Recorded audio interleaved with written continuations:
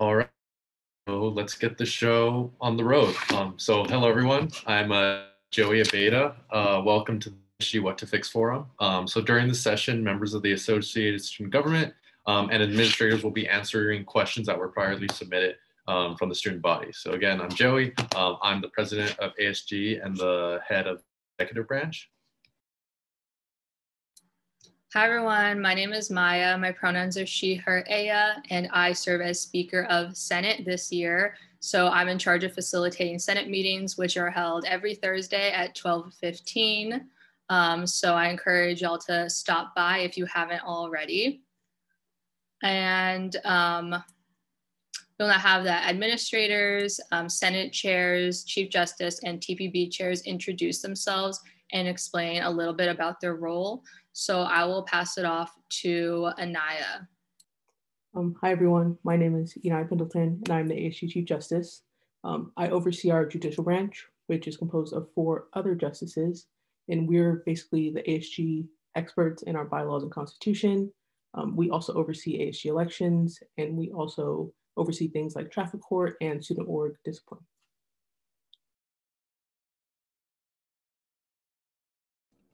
Hi everyone, my name is Lupe Velez. I use she, her pronouns. I am this year's TPB chair, and TPB is the programming branch of ASG. So we help put on large-scale events for all undergraduate students. This year it's slightly changed, but we typically put on the concert, the lecture, and a lot of other fun parts during the year. But now we're switching to a virtual setting, so be sure to stay up to date with all of us. And we're having a lot of fun events coming up soon.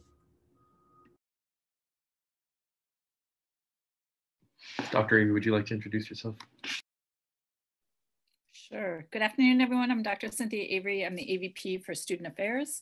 I oversee specifically the student life area, so the commons areas, Black Student Resource Commons, UFMC, the Women's Commons, and LGBTQ+ and Allies Commons, our graduate student life area, student organizations, ASG Student Government, GSC Student Government, Truro Program Board, Fraternity and Sorority Life, the Commuter Commons, the Military and Veterans Programs, and the USD Food Pantry and Truro Closet. I'm glad to be here with all of you today and look forward to our conversation. Dr. Pace? You're muted, sorry. My name is Dr. Pace. I'm a professor of communication studies. For the last semester and a half or so, I've been the vice provost of the university. In this role, administrative role, I assist with all things academic, class scheduling, calendar, admissions, financial aid, and a variety of other academic services. Thank you. Brandon McCreary? My name is Brandon McCreary. I work in our residential administration team, so helping to do a lot of the admin work for residential life, including the housing assignment process, application, contracts, billing through housing, that kind of stuff. Happy to be here and talk about housing. And thank you to all of our administrators for attending. Now we're moving on to introductions from Senate chairs. So I'm just going to go in the order that I see it on my screen. So Madeline.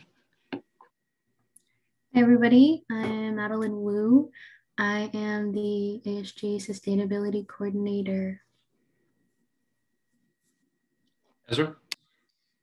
Hi, my name is Ezra. I use they, them pronouns. I am the Inclusion, Diversity, and Equity Committee Chair. Lauren. Hi everyone, I'm Lauren. I use she, her, hers pronouns, and I'm the athletic coordinator for ASG. And Fantasy. Hi everyone, I'm Fantasy. I use she, her pronouns, and I'm the Universal Design Ad Hoc Committee Coordinator. Great, thank you everyone. So before we get into questions, I would like to start with the land acknowledgement. And since this meeting is being held online, just one land acknowledgement can't capture the richness of our distribution across the US and around the world. But since ASG is a body under the University of San Diego, I would like to share the land acknowledgement that is used at USD. And I also invite today's participants to consider your own position with regard to the land where you find yourself. I want to acknowledge that the land on which we gather is the traditional and unceded territory of the Kumeyaw Nation. I want to pay respect to the citizens of the Kumeyaw Nation, both past and present, and their continuing relationship to their ancestral lands. Thank you, Maya. So before we get into questions, I would just like to re-announce the format to all of our viewers, all the panelists. So we will be asking different categories. The categories are related to Senate, Finance, Judicial Branch, TPB, and Administration. If you feel that you are well equipped to answer one of these questions, just please use the raise your hand option, and either Maya or myself will pick on you to answer the questions. So without any further delay, let's get into our first round of questions, which is related to Senate. So the first question is, for senators, can you do anything about putting the chairs back on campus? So if you feel you're well to answer that, please raise your hand.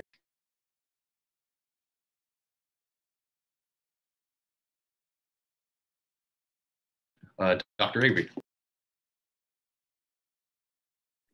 If there's a senator who knows this question, the answer to the question, I'm sorry. I have learned that the chairs will be put back around campus on Monday.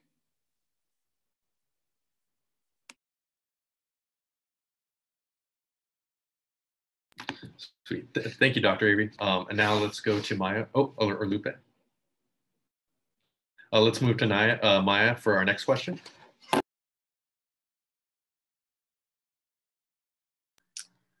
Great. There's a question in the chat. So for our attendees, we'll also be answering questions that you could put in the chat, as well as the questions that have already been submitted. So one question in the chat is, how do we access the Student New York Times subscription? Does anyone feel, oh, Rafa? That works. ASG is currently working on the contract with the New York Times. So we are still in the process to get a contract done. Hopefully by the second week or next month, the subscription should be available to students. Thank you, Rafa. Rafa is ASG's finance chair, for those who don't know. Justin? Yes, just to follow up with what Rafa mentioned, ASG had already voted and passed on the motion to approve the New York Times subscription. So currently it is within the hands of USD's legal team to A, work out the terms of the contract and how long it will go from start to end date, and B, to actually ratify and get it live. Students, once it is live, ASG will release the marketing for the New York Times subscriptions, and students will be able to access it through their sandiego.edus through a simple QR code link. So everything will get released once it is up and running. Yes, and until then, the New York Times subscription, the Wall Street Journal are all available on USD's library page. Another question for finance, how are you all planning to use the excess ASG funds to support students this semester? Rafa, I think you're best equipped to answer that. Of course. The Executive Board and all the other ASG branches are currently meeting and having discussions to see what is best and how we can use these funds, excess funds. And our main goal is to have something concrete by before we go to spring break. It takes time to have these implementations done, and that's our main goal and priority. Justin? Also going off of what Rafa previously mentioned, there are current initiatives in the works or stones that are being turned over. However, much like the New York Times, they require contracts to be made and negotiations to be had to establish the confines and the boundaries of these initiatives.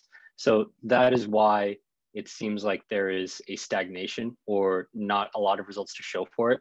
However, when planning for certain initiatives, whether old or new, it takes different discussions with different key personnel on USD to ensure that things are A, equitable for students, B, feasible to take place within this semester, and C, just to add something new or to benefit. So essentially, there are certain initiatives that are in the works, just not fully realized yet. Thank you, Justin. So now we will move to the next question, which is directed towards the judicial branch, aka our chief of the judicial branch right here, our Chief Justice, Anaya. And the question is pretty straightforward. How can I join ASG next year? So as I said earlier, my job is to oversee elections, but so that's kind of what I'll be talking on mostly, but for our appointed positions, I can touch on that as well. So the process will last about a month and a half for elected and appointed positions. On March 8th, which is in about 2 weeks, I think, our application will open. So you'll be getting an email from me, the entire student body will, and also you can access it through our ASG website and through our social media. And so we'll be sending out the application. You fill it out with your desired position, I guess, you would like to run for. So Senate or President, Vice President, or our executive board, Turo program board, judicial branch. And so you fill out that application.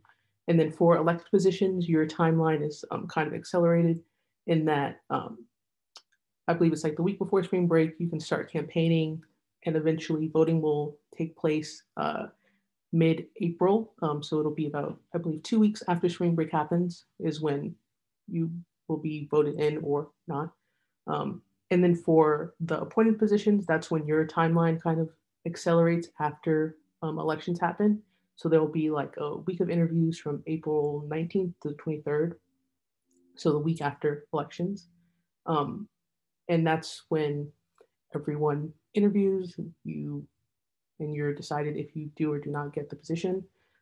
And everything will be finalized by May 4th, which is when you will be sworn in.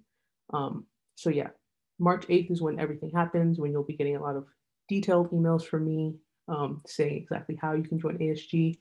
But yeah, hope that answers the question.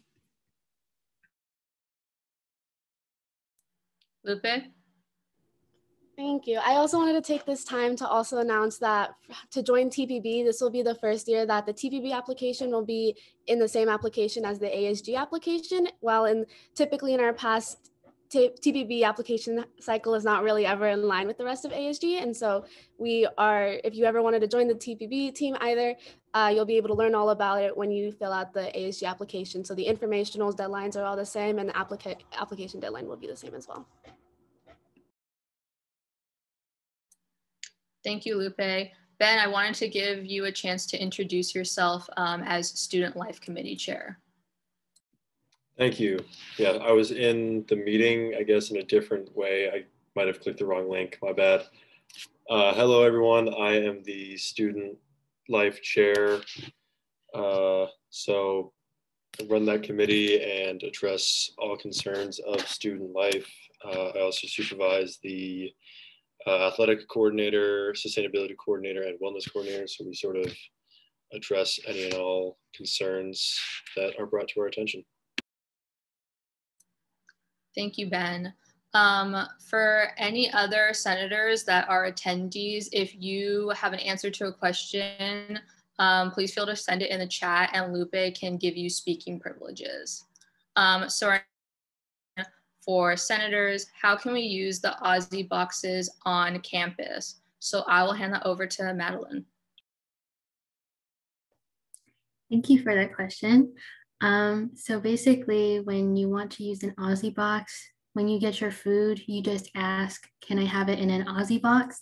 If they don't know what that is, you kind of want to just say a green box. And then they'll package your food in the Aussie box. And then you go to pay for your food. When you pay, they will ask you to put a $5 deposit down. Don't worry, you can get it back. But after you pay for your meal plus your $5 deposit, you enjoy it, empty out the container, and then when you come enter into the SLP on the left-hand side, there's an Aussie box machine. So what you do is you put your container in, you scan the barcode on the back, and it'll deposit a coin. So the next time that you want to get food, you ask for your food in an Aussie box, and then instead of paying $5, you just use the coin and the cycle continues. And if at some point you're like, okay, I'm done with the Aussie box, you just turn in your coin and then you can get your $5 back.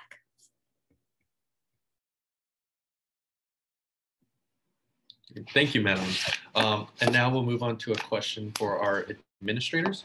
And this is related to housing. So with the rise in COVID cases this semester, how are you expecting on-campus housing to be affected? Is another shutdown of an on-campus housing like in spring 2020 a possibility?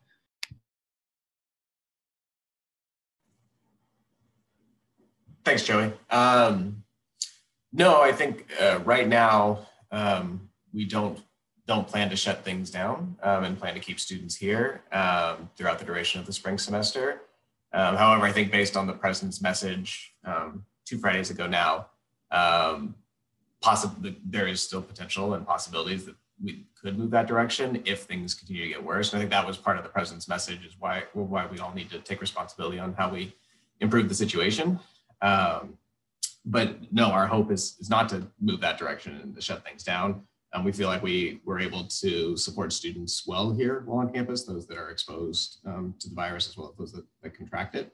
But that does also rely on students continuing to follow guidelines and policies to help us keep it under control. Dr. Avery, I don't know if you want to add anything else from kind of the ABP level or. No, I think you have it, Brandon. I think our biggest concern at this point is when students return from spring break and ensuring that we do testing multiple weeks following that. And we're ready for another round of quarantine and isolation as necessary. I will say, to build on that with Dr. Avery's point, we are moving to weekly testing for residential students throughout from now until spring break. That's also a possibility, certainly that will happen immediately after spring break as well, and a possibility that we do weekly testing for the rest of the semester, just so we can continue to keep a handle on things. Thank you. Now a question relating to academics. What will the academic calendar for next year look like in terms of the school year starting early and us getting an extended intersession again? Dr. Pace? The current plans are to move back to the traditional calendar. We moved it up and fortuitously did so last year so that we would have some time to manage the pandemic between semesters. But there's hope, of course, that we'll return to something of a normal fall. And the plans right now are to to do the calendar as it's posted on the website. Thank you, Dr. Pace. So the next question is student affairs related. Will there be a tuition freeze next semester? Yes, there is a tuition and fees freeze for the next academic year. There will be necessary increases in housing and dining plans. However, all of the other fees, including tuition, will not be increased from this semester.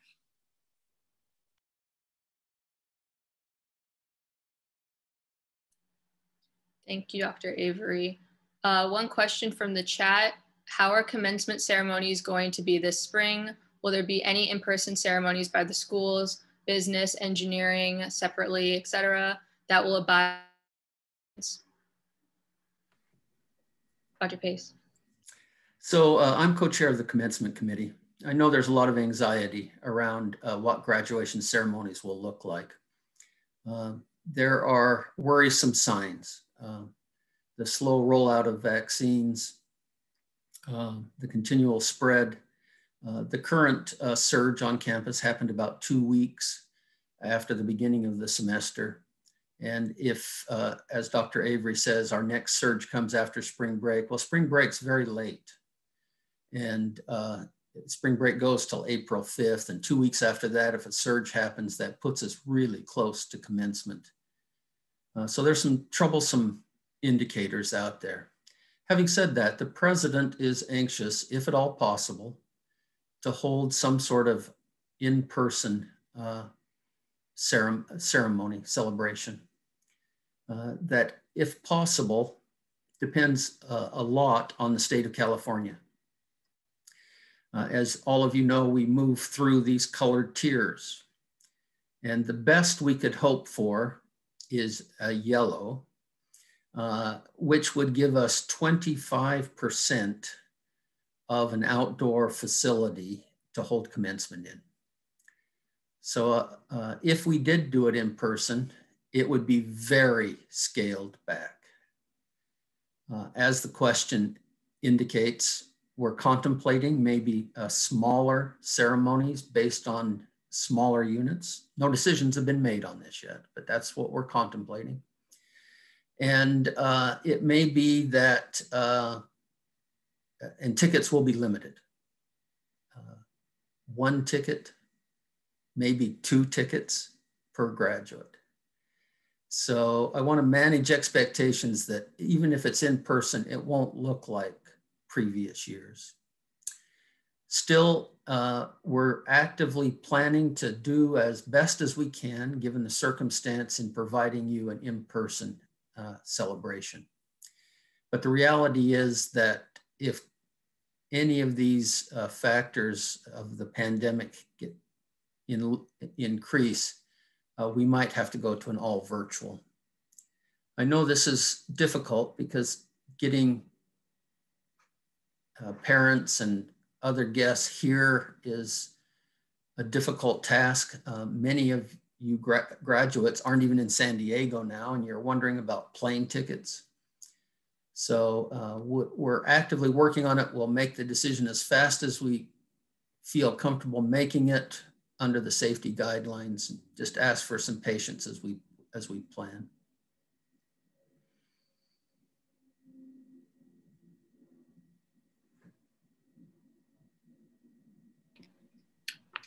Thank you.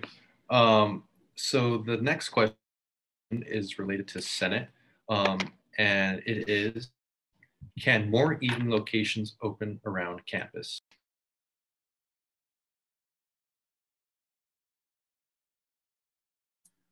I'm not sure if any senators would know that question, but does admin have any insight? Yes, I know that it has been challenging for students that we haven't had as many spaces open. That's because we are limiting the amount of staff that we have on campus. We have had instances where 2 Mercado staff and Bosley Cafe have had to close in times where we needed to do a deep clean of the space because we know somebody who tested positive had been in this space. And so if you see closures like that, for example, at Bosley Cafe, or I think it was a few days ago where we could not make any food into Mercado. We were only allowing the cashiering of prepackaged food. It's because we've had some issue and we need to make sure that the space is as safe as possible for everybody. Thank you, Dr. Avery. A related question a student had was, can USD hire more staff to operate 2 Mercado and Bosley Cafe? I think we are running with the number of staff that we can hire right now because we also have lower number of students on campus. So I don't think it's an issue of lines. It's more been an issue of somebody in this space having tested positive for COVID and us needing to close for those reasons, not due to demand.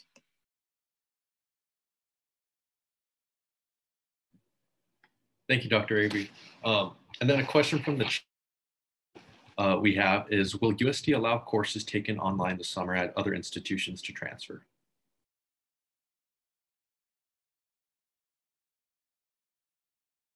Dr. Pace. So the answer is yes.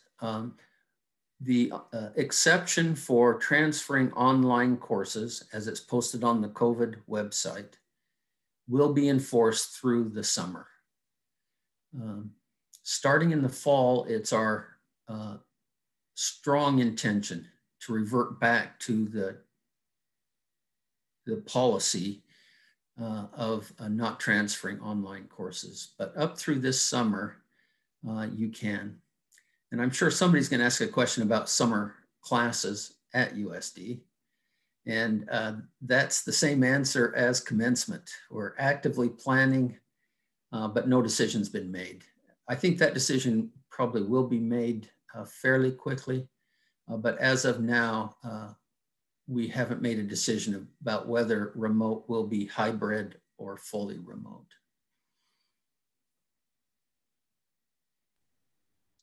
Thank you, Dr. Pace.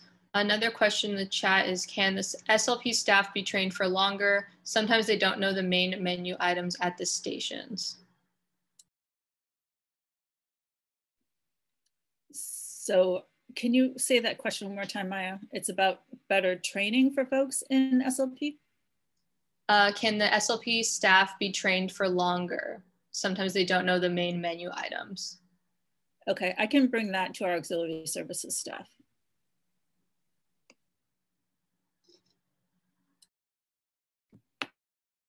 Thank you. So the next question is directed towards finance. More specifically, Rafa would probably have the tools to answer this.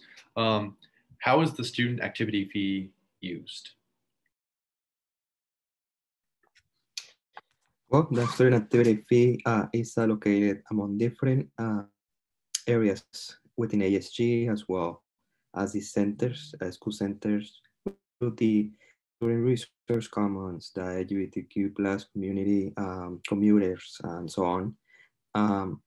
And pretty much we allocate this funding, the finance committee as well. Senate votes on what we decide, and that's how we put together events. And pretty much some of the things that we fund per se is the food pantry. That's one of them. Senate initiatives, and the ASGBC, the budgeting committee, which allocates funding to the student organizations on campus, and many other things that, that we also allocate. Thank you, Rafa. This question is directed towards Lupe. How is TPB programming events during the hybrid semester? Yeah, thank you. So at the end of last semester, we were preparing to have events this semester have a virtual component and then an on-campus giveaway, grab and go sort of thing that can be completed in student storms. But due to the surge in California with the stay-at-home order and then the recent USD surge, for at least up until spring semester, all of our events will be done virtually. And then after the spring semester and showing if there's hopefully no rises in cases after spring break, we would then consider doing a small on-campus grab and go portion for our events towards the end of the semester. But with that all in mind, all the funding that for these current events that were happening around this time and the ones that are upcoming, the funding that was set aside for on-campus stuff is just grading the budget for the virtual aspect, which allows us to have more not interesting individuals is the right word, but like larger names to come visit to campus, more opportunities for giveaway and participation. Thank you, Lupe. So this next question is related to student affairs. How are off-campus students being held accountable for not following COVID safety protocol? Additionally, how are fraternities and sororities being held? Thank you for that question, Joey. So the way that we're learning about most of the off-campus violations is through the anonymous report that's available on DPS's website. What we can do with that anonymous report depends on the specificity of the report and any evidence that is submitted with it. So screenshots, pictures, etc., with specific student names. So each of those students will be going through our student conduct process if we have the correct information or enough information to go through there. And there is a wide range of sanctions between a warning, an educational sanction, university probation, and be likely placed on suspension. We have not had off-campus students come through the student conduct process twice yet, although we have had some on-campus students, I believe, come through the student conduct process more than once for COVID violations. In terms of fraternities and sororities, those reports are all forwarded to Fraternity and Sorority Life for investigation by DJ Mahoney and his team. And he is in conversation with the presidents of each organization when there is a violation and a determination about next steps.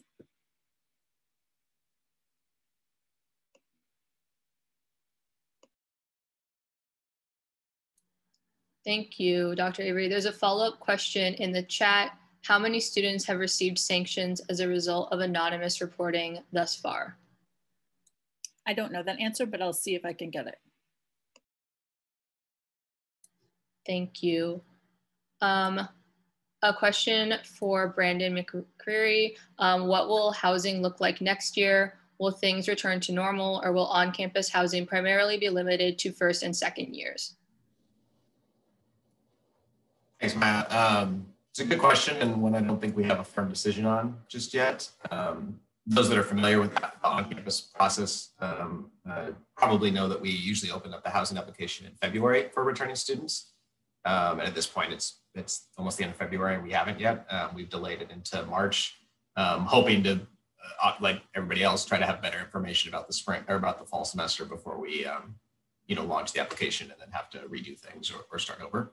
Our hope is that we can return to a fairly typical year from a housing occupancy perspective, next year with singles and doubles in housing. Camino Founders will be coming back online. Still on track to finish construction there, and we'll be back online for our first year students. So the hope is to be able to get back to a typical year. We'd like to reinstate the residency requirement at that point, and hopefully give our current first years but rising second year students the experience of living on campus with their peers for next year, since a lot of them have not quite had that experience this year. But at the same time, so much of this is still dependent on like everything else, how the county and the state progress with COVID cases and guidelines. It's something we hope to be able to say a little bit more about the housing application here in the next week or two for next year, because initial steps are really just for students to agree to the housing terms and conditions and update profile preference questions, some things that are a little less dependent on COVID and county guidelines. So we hope to start that process relatively soon, but it might still not be until April when we actually get into apartment selection for our returning students. Incoming students, their process has always started in mid-May once they have passed the deposit deadline through admissions on May 1st. So we still expect to be on track for that. And certainly, hopefully, by the time we get to apartment selection for returners in April, we'll be able to have more specifics about what we're going to do.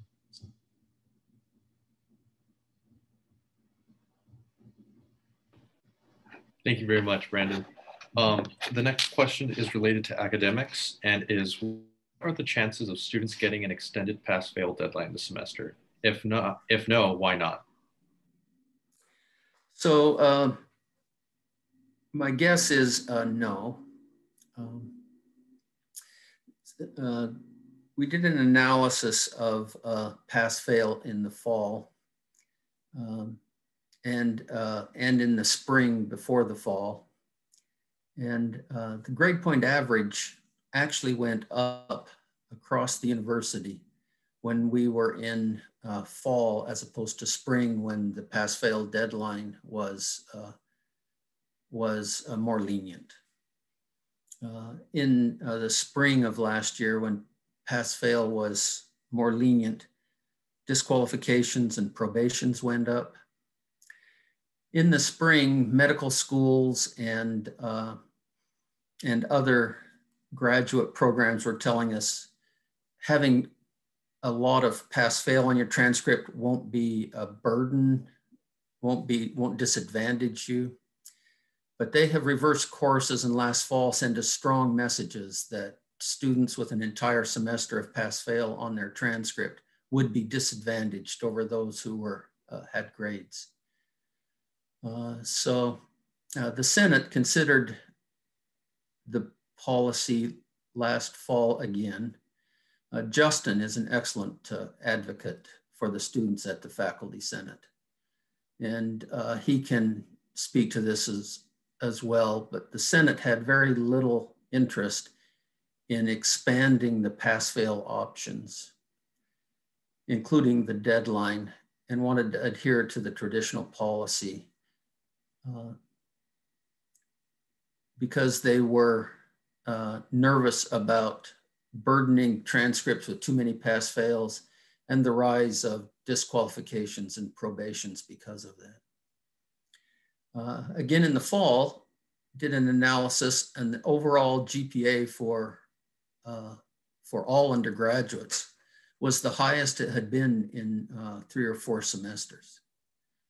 And so I don't think there was, for everyone, I don't think there was a widespread penalty for going remote.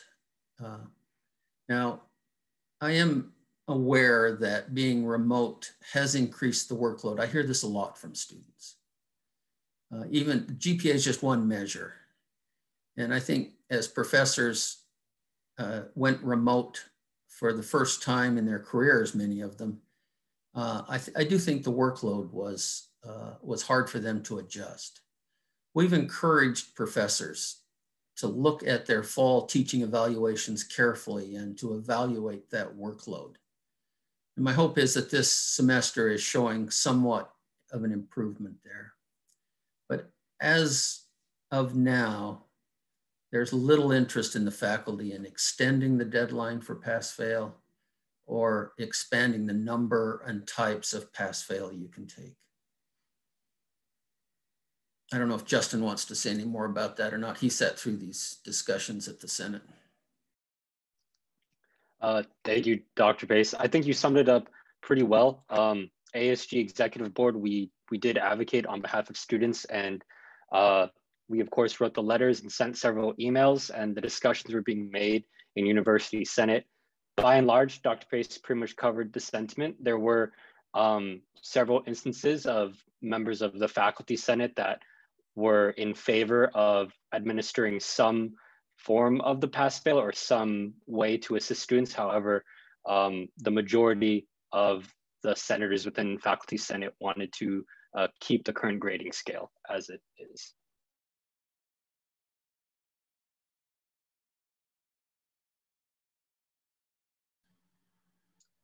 Thank you. A question relating to academics as well in the chat.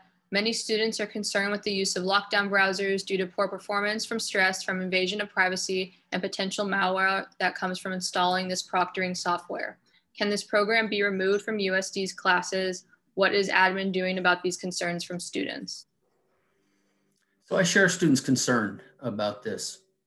So we have seen an increase in academic integrity of violations across the university. Some of these cases involve the improper use of websites and other unauthorized assistance off the internet. And some professors feel like they need to watch students in a remote condition. We've encouraged them to do more creative test giving without mandating it. We've encouraged them to think of unique questions that can't possibly be found on the internet and that would clearly show unauthorized assistance. The faculty are worried about the rise of cheating on exams in particular. But I personally share the concern about the lockdown features and find it kind of intrusive. I also believe that students, the vast majority of students don't want to, the vast majority of students want to approach their learning with integrity and honestly. And so I guess my plea would be for students to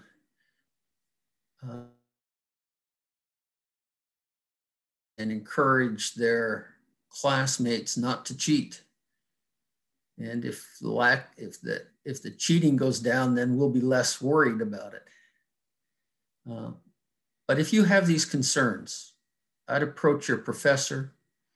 And if the professor is unsympathetic, I'd approach the department chair and explain that you have these concerns about the lockdown feature, and try and work with the professor and the department chair to find alternative methods of testing. But there is no decision to remove it at this point. Justin? Yes, so alternative solutions that students can take were pretty much summed up by Dr. Pace. There are situations of students that are finding difficulty, especially students that have been accommodated by the DLDRC. And let's say they're trying to take a test and it takes them longer than the Zoom has allotted them for. So there are plenty of issues, not just stemming with lockdown browser, but also just with taking tests while the professor's watching them on Zoom. And so I guess what I should suggest to students is the most helpful tool is using the syllabi and referring back to that and contacting the professor, because the course is pretty much the creation of the professor. They can tweak and edit it however they like. And so I just wanted to emphasize that aspect, try to have the professor work with you on a case-by-case scenario, if at all possible, because as Dr. Pace mentioned, a blanket solution to the lockdown browser issue doesn't seem feasible at this point in time. So reach out to the professor, try to find any accommodations, different ways of testing. And if not the professor, then going up the chain to the department chair, then the associate dean, dean's office, provost office if need be, et cetera, et cetera. So it is a difficult time that requires communication and research within the syllabi, unfortunately. Thank you, Justin. While we're on the topic of academics, I want to give AJ a chance to introduce himself. Hi, everyone. My name is Adriana Menta. I am the current chair of academics for the academics committee here on ASG. Happy to be here. Thank you, AJ. Next question has to do with finance. How can student orgs ask for funding? Rafa? Student orgs can send the request to the budgeting committee. The website is Ontorero.org, and the board of each organization should have access, if they have done their proper training, to request a petition for funds. And then you, eventually you will have to present to the budgeting committee, and they will decide whether or not you get approved based on the bylaws. And you have any questions, you can always send me an email, or send an email to the controller as well.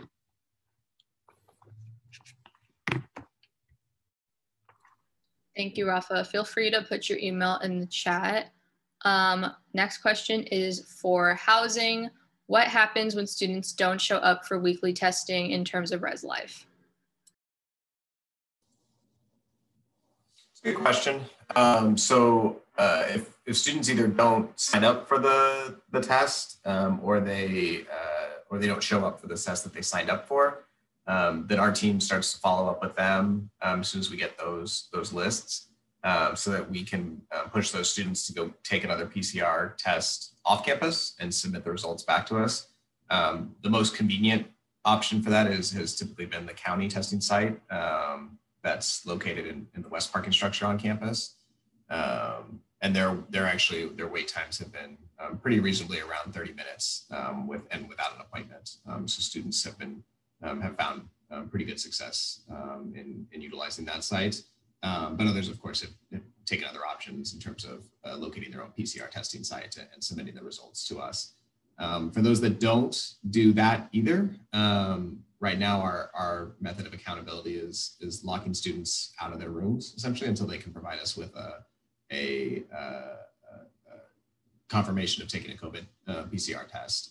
Oftentimes at that point, that means they've received 3 reminder emails and phone call to sign up for their test originally, and then another 3 reminder emails and another phone call to actually get to their makeup test or go to a makeup test, with about a week's time to do that. So there's a good amount of time and opportunity for students to do that. We also understand that not all students, even though they're assigned in the residence halls and have been here for part of the semester, some may have gone home for a few weeks, or just may not be available for one reason or another to take the test. And so we encourage students to communicate that with us so that we understand if you're not in San Diego to be able to take that test. But for those that don't communicate with us and don't do those things, we've locked students out of their rooms.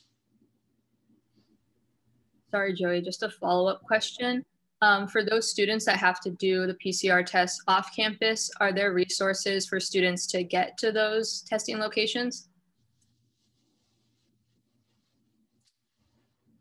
I am trying, and Dr. Avery or others might know better than I about the tram running down to the west parking structure. I'm not sure if it currently is, but I know that for those that are able to transport themselves either without a device or without a car or vehicle, takes about 15 minutes to get from the Alcala Vistas down to the west parking structure. And I know that public safety in the past has assisted with students in need of more emergent transport. If they need to, you can contact public safety, and if they're available and not managing a more elevated situation, they could potentially help transport down to the west parking structure. Yeah, any others in terms of awareness of the tram stop, I'm not sure, Dr. A, if you know more. But. I'm receiving a text right now from the tram services, and it says, yes, they do go to the west parking structure, but not very fast. So I'm not sure if that means they're on a different route, but we do have some trams that are going to the west parking structure. The nice thing is, like I mentioned, that testing site does not require an appointment to make, and I believe they're open Tuesday through Saturday, 10 a.m. to 4 p.m. So you have a good amount of availability to get there when they're open. Thank you. Dr. Avery, I'm not sure if you would know this or if you could speak to tram services about this, but one question is, can there be a tram route added to go to and from the UTA's parking lot? I will text them and see what the answer is. I'll get back to you. Thank you. I can provide, and maybe they'll message Dr. A the same thing, but we've asked that in the past, just in typical times, just to offer it because the trams do run to all of our other housing areas. And it's just been logistically challenging, like physically, for the trams to be able to make it to the UTAs based on the streets and the hills and the ability to do that. So I believe that's been the response in the past, but we'll see if we can get a live time update from Dr. A. One more question for you, Brandon. Are students in Pacific Ridge and Point Loma USD housing required to do weekly testing as well? They are. That was a new addition for this spring semester. They weren't required to in the fall semester. And predominantly that was tied around the understanding that we were going to have just more students in general in USD housing, both on and off campus, as well as the kind of condition of the county and the different tiers and elevated level that we were in going into the spring semester. So those students are required to test as well. Obviously a little easier for students in Pacific Ridge to get to campus than it is for our students in Loma Palisades. A lot of our students in Loma Palisades have vehicles to get to campus for their appointments. For those that don't, we're working with tram services to potentially get a tram to come at least during times that will work for them to make an appointment with the Radius testing site on campus. So that is something we hope to have an update on by the end of this week. Thank you. And now a question from the chat. If someone tests positive, they have to provide proof of who in contact with, or does USD just take their word for it and contact trace people? Joy, was that about if they test positive for COVID? Yes. Yeah, we do require that they submit their test results to the Student Health Center. And one of the reasons we do this is that it's very unfortunate, but some students have claimed to have COVID multiple times and asked for professor notifications and other accommodations. And so we do require their positive test proof to go to the student health center, and then the contact tracers will work with them from that point.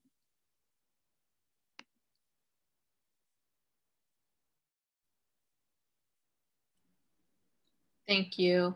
Another question relating to COVID. What percentage of campus has COVID currently? I can tell you about the students. I don't have the exact number on employees today, but as of this morning, we had 7 students in quarantine and 10 students in isolation, which is a huge drop from where we were about a week and a half ago, when we had pretty much all of Maher, all of the PTAs, and then we also had about 25 to 30 students in the hotel off campus in quarantine. So we are looking better in terms of our numbers right now, and we're really grateful for all the efforts of all of our students to abide by the COVID guidelines.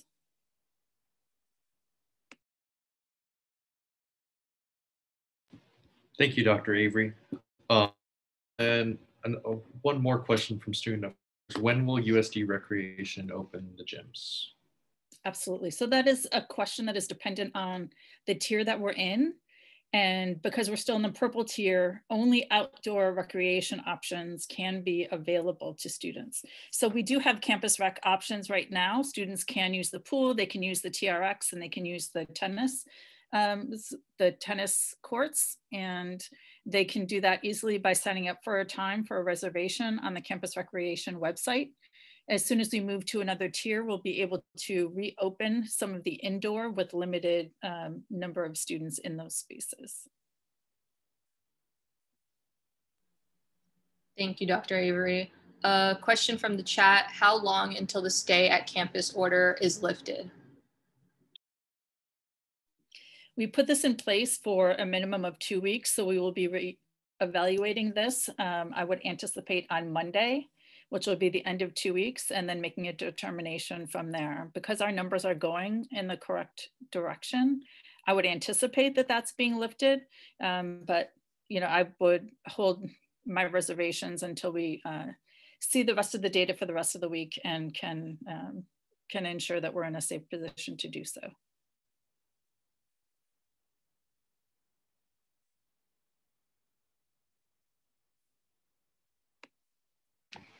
Thank you very much. I'm looking at the questions in the chat. The next one is: what ways is TPB trying to reach out to the USD community to hear what type of events they want? Yeah, thank you. So recently what we were doing, we were relying on the feedback that we were getting from surveys that were being distributed at the end of the semester or after certain events. However, I'm going to currently begin working on a feedback form, and so that you can include your event ideas and so forth. And so I'll be sure to share that on our Instagram and in the weekly Blue Buzz. But they're already on our website is an event idea button that you can fill out, and it'll automatically send it over to my email. And it's on our website, and I believe the link was in there. So definitely keep a lookout for the stuff. Thank you, Lupe. Next question: are athletic teams / coaches paying attention to their athletes? I have seen plenty of videos and pictures of USD students at parties, and I was wondering if there are any consequences for their actions. So again, they have to be reported for there to be any action taken. So if folks are seeing that, please forward that as well to the anonymous report. Anonymous reports don't always have to be anonymous. If you are willing to be reached back out to by somebody from the Ethical Development and Restorative Practices Office, please include your name and email or cell phone number, however you'd like to be reached back out to.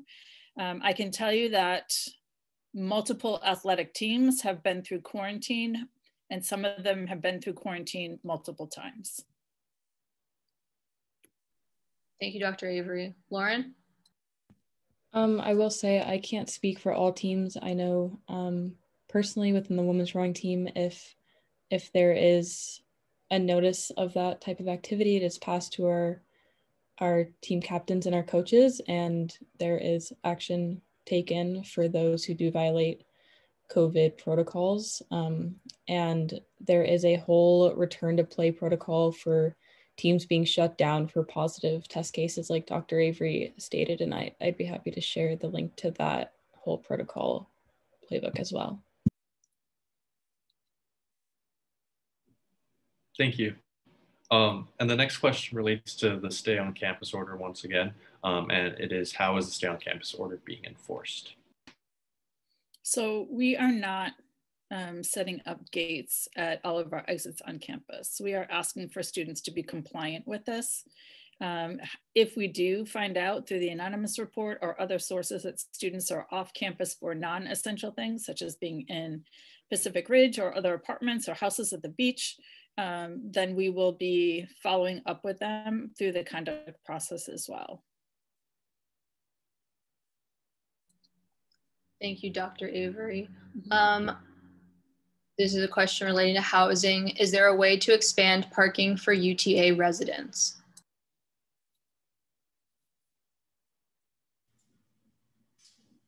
It's a good question. That's one of the downsides to the UTAs has always been the parking challenges over there. With those that are familiar with the area, it's limited to about 20 spaces that are actually in the UTA lot, and then street parking outside of the UTAs. But of course, then you're competing with the rest of the community for parking there. Students who have a UTA parking pass are always able to park in the main parking structure and then go to the UTAs from there. And that's sometimes, actually, I live over in the UTAs myself, and that's sometimes what I'll do is I'll park my car in the main structure and then just walk back and forth to campus. But I also understand that's not feasible for everybody.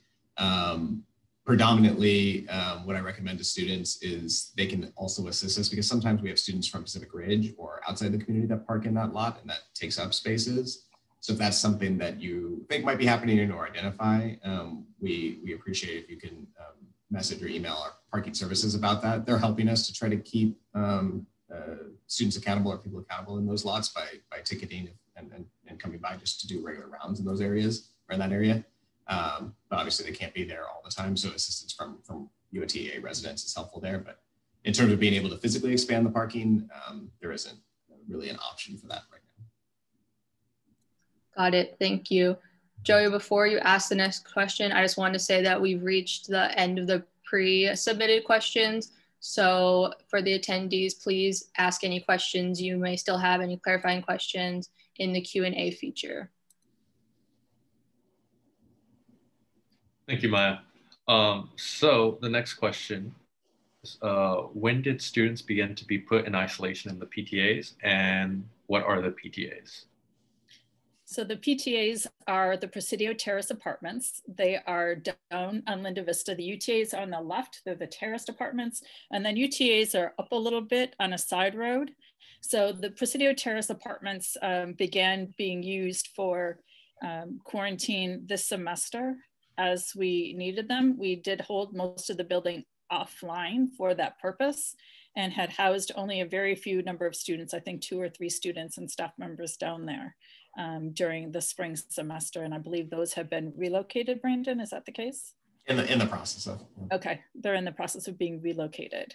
So we started doing that this semester as necessary. Our first choice is to put them in Maher, because that is closest to available dining options where we bring the food, obviously, to the students who are in quarantine and isolation. And it's also closest to the health center, which is why Maher is preferred. And it's also single bedroom, single bathroom, so that each student can be contained in their own individual space. Thank you. One student has clarified a previous question that was answered. Is the positive testing person, so if somebody tests positive for COVID, do they have to provide proof of being in contact with the people they identified as close contacts? So they don't have to provide proof. What the contact tracers will do, will ask them, who have you been in contact with for more than 15 minutes at a time, with or without a mask on, in the past 7 to 10 days, and ask them to report as many of those folks as possible. We've also asked all students to register on California Notify, So that way, when we do have a student or an individual in the community who identifies that they have been tested positive, that you would get an alert on your phone and you could take the necessary quarantine precautions. So there's not a proof like I was in a picture, in a picture with them or anything like that.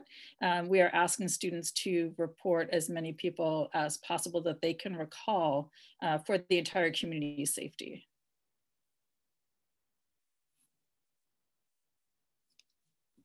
Thank you, Dr. Avery. The next question is, will students in the UTAs ever be able to access their balconies? If not, to be frank, why were they built? I can address that. It's a fair question. Like I said, I'm over in the UTAs too. The reality is they were built in the 60s at some point, I believe. And at that time, there were different guidelines and parameters for how it could be operated.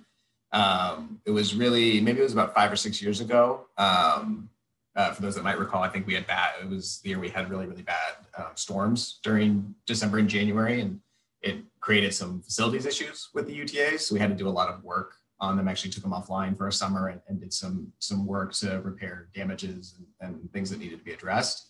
At that time, we also engaged folks from the county that could help us in terms of approvals and making sure that things were in good shape. And they gave us the indication and the messaging that we couldn't use those. They weren't up to code anymore as patios or balconies.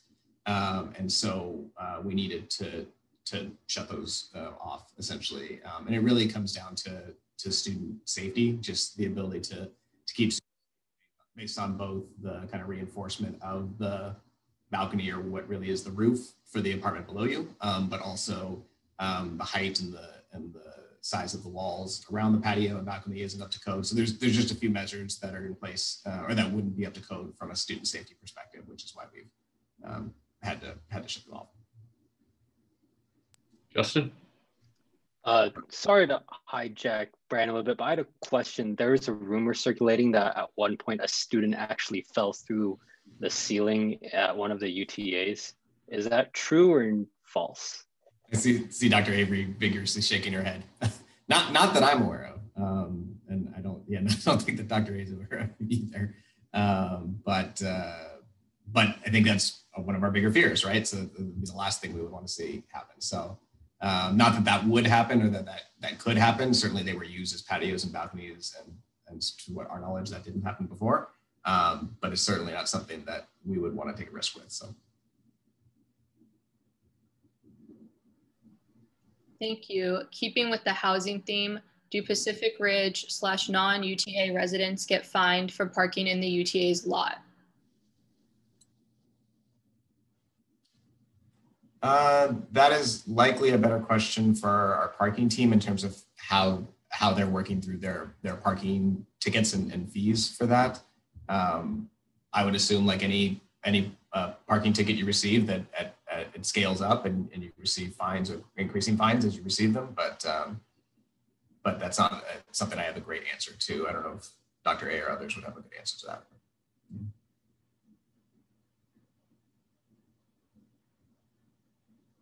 All right, thank you. Next question is, when and how do students sign up for housing next year?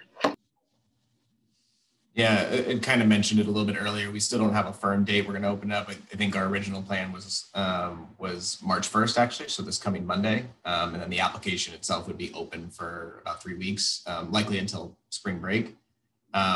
We're likely going to, I should say, we just made the decision to delay that a bit. And so I'll be sending out messaging to students about the delay of the application start date.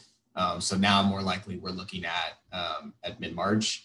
There's also potential that we could delay it even into right after spring break and just open things up right when students return April 5th. Doing so would still allow us to get our full timeline in for students to apply, select roommates and select apartments before we get into finals. So that's a feasibility in April and very early May. But as I mentioned, it's kind of a juggling act of the more information we can know and make determinations on for the fall, the better to be able to provide students with information before they actually complete a contract to live on campus. So right now looking at mid-March, but potentially a delay even into early April. Thank you. I just wanted to draw participants or attendees' attention to the answered questions in the chat that weren't verbalized. So one question was, do you have a plan to vaccinate RAs and other student employees? And Dr. Avery answered, yes, as we receive vaccines, our plans are to vaccinate all staff currently on campus first, including RAs. The issue is shortage of vaccine delivery. We asked for 900 for the past few weeks and received 100 from the county. Another question, if I want to share feedback with ASG Senate, but cannot attend the meetings, who should I contact? And Madeline put the link in the chat to our new comment form. ASG's Instagram also has a post with a QR code if that's something you're interested in. And if time permits, during the hearing of the public at the end of Senate, comments and questions will be read out by me.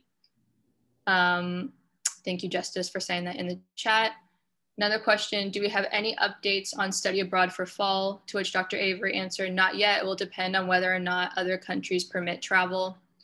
Another question to follow up about the UTAs, will it ever be able to be used as balconies? Dr. Avery answered, no, we'll be taking them down and rebuilding in construction the next few years. Another question about the chairs. Why are there no chairs in seating areas outside the SLP? And the answer is the chairs will be returned on Monday. Thank you, Maya.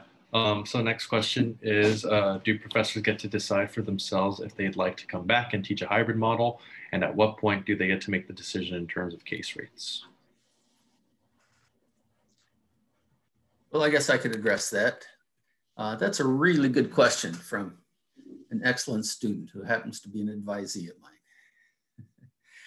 It's a complicated answer. For the most part, if a professor desired to change their fully remote class to hybrid, it probably can be done. For the most part, the classrooms that were assigned to courses are still available to that course. And so, but not exclusively. And so there would be some there. A more important issue would be campus density. We have to, under again these colored tiers, we have to keep a certain campus density level down. And so, but if a professor, for the most part, if a professor wanted to move the class from remote to hybrid, it probably can be done. We haven't had many of those requests though, but it probably could be done.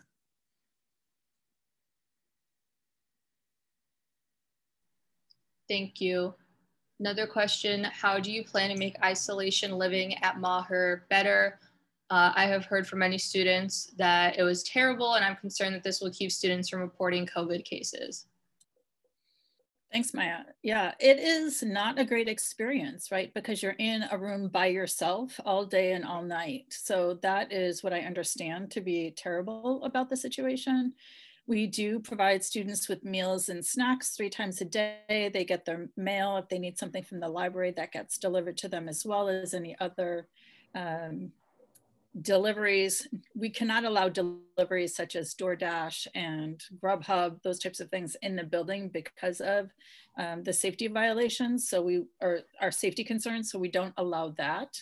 We are trying to make it as comfortable as positive as possible. So students have received both a bag with PPE when they enter quarantine and isolation, and also a bag of things that they can do to keep them off screen and give them a break. We encourage you to stay connected with your friends who are in isolation and quarantine as well, so that they do have some connection with their friends and they know what's going on. We have done some different things during the time. We have changed the boxes that we're delivering the food in to try and keep it warmer. It is coming from the SLP kitchen, so it has to come over, then get sorted, and then distributed.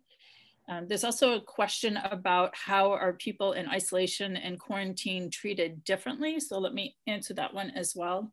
So we are trying to keep them as much as possible on different floors within Maher. So we have a floor of isolation and a floor of quarantine, and try to keep a buffer space in between. During the time that we had that surge of cases, that was not possible. We do this even though students are staying in their own rooms. We do know that some students have opened their doors or come out. One thing that is different between quarantine and isolation is that the CDC recommends those who are in quarantine exercise. So we do have a space set up on a floor in Maher for students to reserve a block of time to go and work out outside. We also have equipment that we purchased that is available for them to check out, and it gets delivered to the rooms. BOSU balls, bands, balance balls, a wide variety of different things, jump ropes that they can use in their room to exercise during quarantine. That is not advised for individuals in isolation. And so they are not offered to come out of the room or the exercise equipment.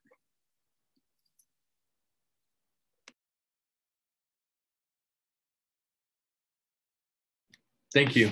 So the next question is, what plans does ASG have to more engaging with USD students? In other words, increase participation.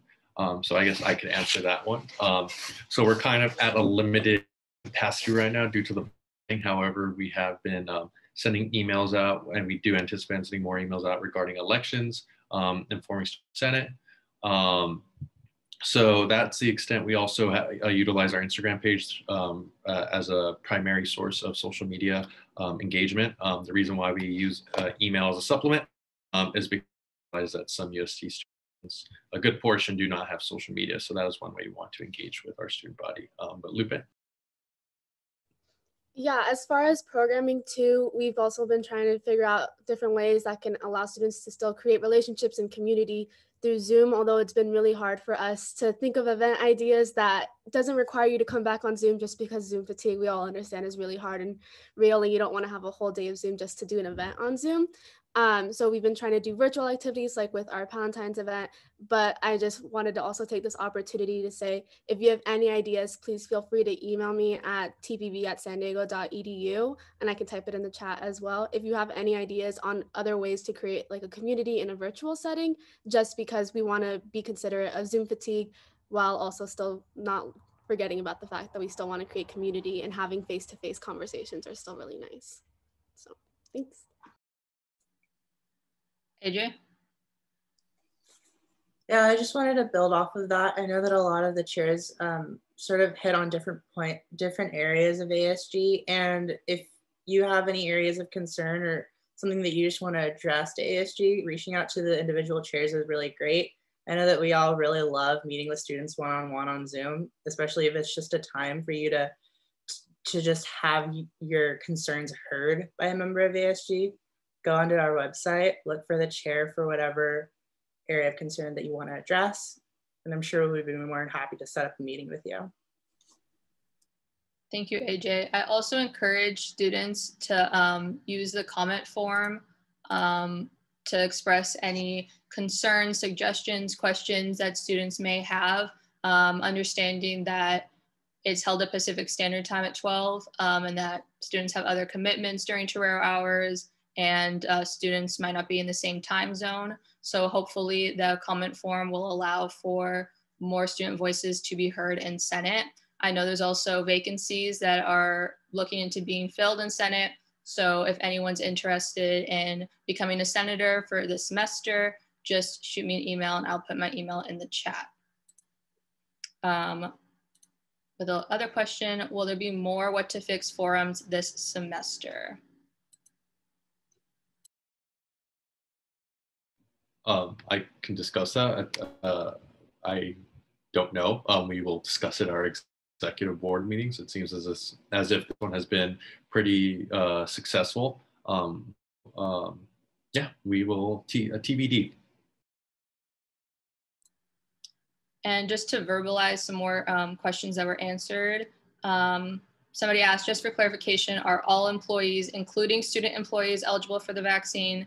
And Dr. Avery, I don't know if you want to speak to this, but you answered a list is being maintained of all current on-campus employees. If students are on campus in student positions, AKA not isolated in an office somewhere, they will be on the list.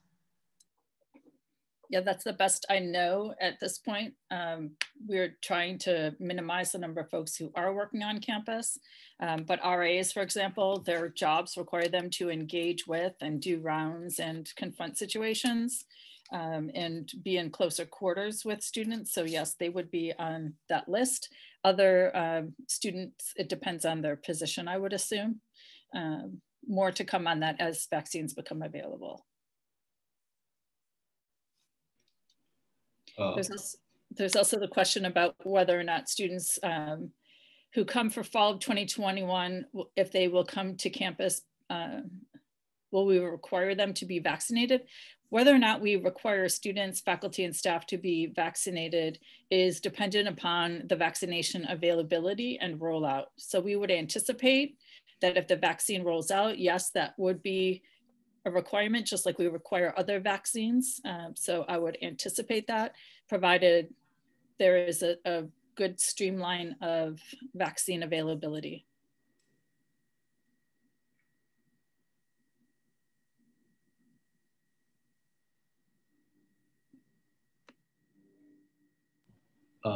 We'll allow a little bit more time to see if any are put in the chat. Joey, I have some interesting data about last year's graduating class. We just completed our first destination survey, which asked students who graduated 6 months out, where are you? And 89% of last year's graduates report that they're either in a full-time job or graduate school or in full-time volunteer work. 91% of those indicate that it's closely or at least somewhat related to their career goals. This is actually down a little bit for us because we usually have even higher numbers, but given the economic turmoil, those are very encouraging numbers. And I think you graduating seniors have a lot of hope that as the pandemic eases and vaccines are rolled out and that there's going to be opportunities for you to pursue your career goals. So we were very encouraged by these numbers, even though they were down from last year. Thank you, Dr. Pace. And Dr. Avery, you have updates? Yes, I have updates regarding the conduct cases. So in the fall of 2020, there were 163 alleged health and safety violations. Those are the ones that were new this year because of the pandemic, and 88 students were found responsible, with 20 cases still pending to be heard. And it is anticipated that 1/3 to 1/2 of those were reported through anonymous reporting. Others were reported through RAs, other employees, and through other means. We have another question. How much has undergraduate enrollment dropped since spring 2020? So that's a really good question. At the beginning of the fall semester, 150 first-year students deferred to this coming fall. That put our numbers down. And then leave of absences were up. Both those trends reversed themselves in the spring. 91 of the 150 first-year students who deferred decided to come in the spring. Most of the others say that they're going to come in the fall anyway. We've only heard from a small handful that we're no longer their destination of choice. Leave of absences are still a concern, but we're down probably a couple of hundred students. But applications for the fall semester are up 8% over last year. And so the enrollment university-wide is looking more healthy than we had feared. But we're still concerned, obviously, about those who took leave of absence and those who deferred. We have an active campaign to touch bases with them, see where they are in their lives, and if we can be of any assistance to help them get back into school. So the effort goes forward, but it's not as bad as we originally had feared. Thank you, Dr. Pace. And then Dr. Avery has from Ops Services? Yes, so I have received some updates from auxiliary services that Bosley was only closed for a couple of days. Right now, we only have about 500 individuals coming for dinner, and the capacity of Pavilion averages around 1250. So while there might be lines that students have to stand in, it is to make sure that we mitigate the number of individuals going through the line at one time, so they're not congested on the inside. So we have 3 dining operations currently open for 500 folks on average. We've also explored having refrigerators and microwaves in isolation and quarantine, and can't provide them due to safety and also power issues. And they had a question about, what does it mean that folks don't understand the menu items? So that was a question from before where somebody asked if there could be longer training because the staff doesn't know the main menu items. I'm not sure what this means.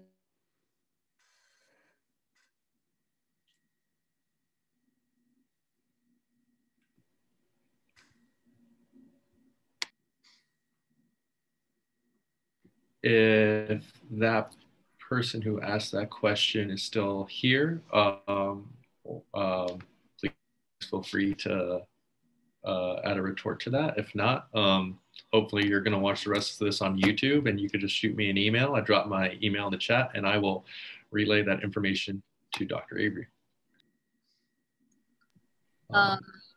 If nobody else has any other questions, I would like to open the floor up to any of the branch heads or the student committee chairs and the coordinators. But I'll hand it off to Lupe first. Thank you. So yes, thank you everyone for attending. If you have any questions regarding programming, any feedback or ideas of things that we can help with student participation and letting you all have fun outside of just classes, please feel free to contact me at tdb@sandiego.edu. And then also just as a heads up, with the webinar feature, all of your emails were collected when you logged on. Hopefully you had to log in with your USD portal information when you logged on. And so with that, we already automatically connected your emails, and we'll be sure to keep you updated on when the Grubhub credits will enter your account.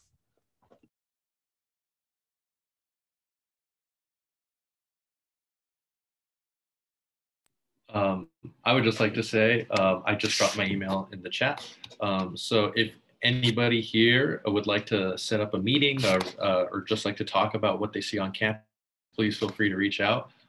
That's my favorite part of the job, meeting with students and the various student leaders across campus. So I'd be more than happy to set up a meeting time at some point during the upcoming months or weeks to discuss. AJ? And same here for what the president and other senators have said.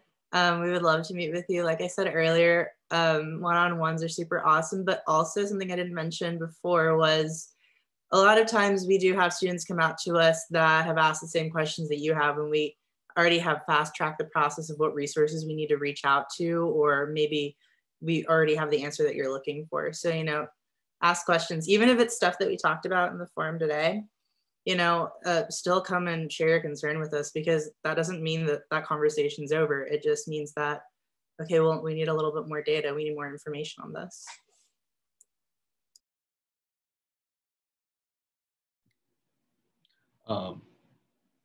So if no one else has anything to say, I would first like to thank everyone for attending.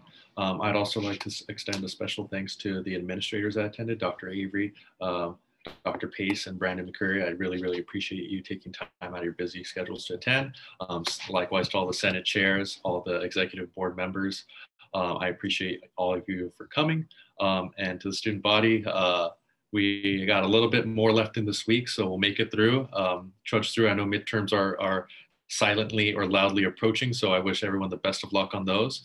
And I can't wait to meet with as many of you as possible. Thank you very much.